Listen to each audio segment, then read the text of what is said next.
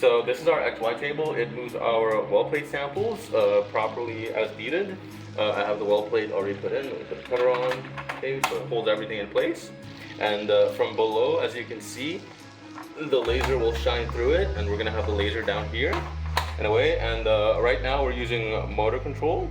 As you can see, it's really granular control, which we're gonna need for this. And yeah, as the name implies, it moves it along the XY axis. It's gonna be computer controlled, and that's how we're gonna be able to automate our scans.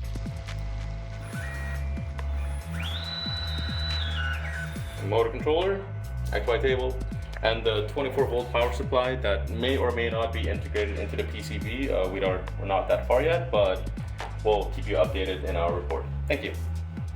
So this is our spatial heterodyne spectrometer. This is the device that will be processing the scattered light from our sample, which will be entering through the collection fiber, where it will then be collimated and reach a beam expander such that the light can fill the size of our half-inch optics. Then it will be split at a 50-50 beam splitter, where some of the light will reach grating number 1 and grating number 2, both in which are distant from the center. The diffraction grating will be then tilted at a Latrobe angle, which is the angle in which the waveform will be retroreflected back towards the same path, which is the incident path. The face of the grating will then be imaged onto the detector, which will show French images, which will look like a barcode, which will then be forward transformed into a spectrum.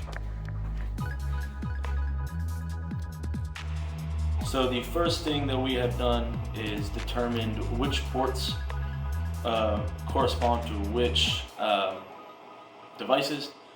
We've determined that the motor is on COM 6, the laser is on COM 7, and the spectrometer is already connected to the system, so no need to determine the COM ports. So we're going to hit connect on all 3 of these, and we will wait a while, and they should all connect.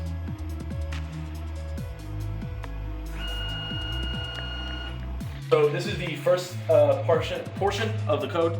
It shows the laser callback. It is all serial commands because the toolbox supplied by MATLAB does not have the commands needed to run the laser.